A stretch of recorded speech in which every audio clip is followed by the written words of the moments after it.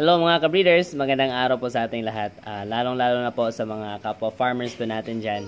Hopefully kayo po ay palaging binibigyan ng blessings po ni Lord. Ayan. So sa episode na ito, papakita ko po sa inyo yung isang kambing po namin na kakapanganak po lamang. Ayan. So 5 months ago, ito ay naglandi.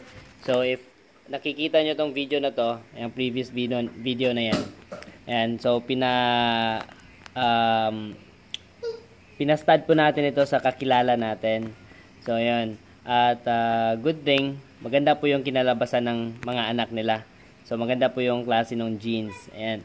So we are so thankful, kaya wala nang paligoy-ligoy pa. Papakita ko sa inyo yung video ng aming kambing na kakapanganak po lamang.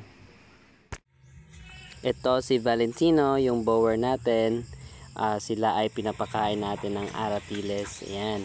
So ito yung isa sa mga paboritong kinakain ng ating mga kambing, mga ka-breeders. Ayan na si Mimit at malapit na po siyang mga anak. Halatang halata naman kasi sobrang laki na ng tiyan at dede niya. So saktong sakto mga ka-breeders na tiyempohan na day off ko nitong araw na ito. At ayan, si Mimit ay nanganak. So dali-dali po kaming lumabas at ayun na nga, si Mimit ay natagpuan namin na may dalawang maliliit na kambing na itong kasama. Ayan po yung mga anak niya. Hala, si Mimit, sa'yo kaayo kamit. Sobrang thankful po kami mga ka-breeders kasi dalawa po yung anak ng kambing namin. At pinapanalangin po namin na magkaroon kami ng babaeng anak kasi ito ay pinaparami po namin. Ayan. So, napakaswerte po namin kasi ang lalaki ng anak ni Mimit. O, diba? Kita nyo naman. Yung puti ay lalaki, tsaka yung isa naman, yung brown, ay babae. Ayan, ang gaganda, ang haba ng mga tenga nila. Itong inahing kambing namin mga ka-breeders ay hindi po kagandahan yung lahi niya.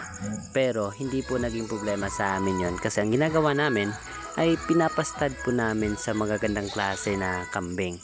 So most likely, ang mga anak nito ay na-upgrade yung genes. Tapos yung mga anak nila, yan na yun gagawin naming inahin in the future upang ito ay ipapastad namin sa bower namin. So konting tiis nga lang talaga sa panahon, diba? Mag-aantay kami upang gumanda yung mga lahi ng kambing namin. Sa nakikita nyo, yung mga kambing namin ay nagsimula na po silang tumayo. Unang araw pa lang nakatayo na sila, so sign po na healthy po sila. Ayan, so dumidede na sila at natututo na po silang dumede at hindi po ito maging problema sa amin upang sila ay makasurvive.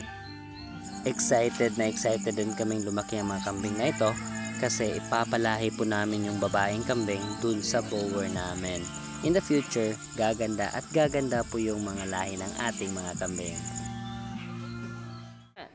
Nakita nyo na yung video ng ating kambing na kakapanganak po lamang. So, maswerte po tayo kasi yung anak niya ay 2 piraso po. Isang lalaki at isang babae.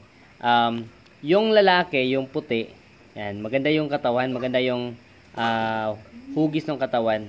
Medyo maskulado talaga siya. Maganda yung katawan niya kumpara dun sa babae na yung brown.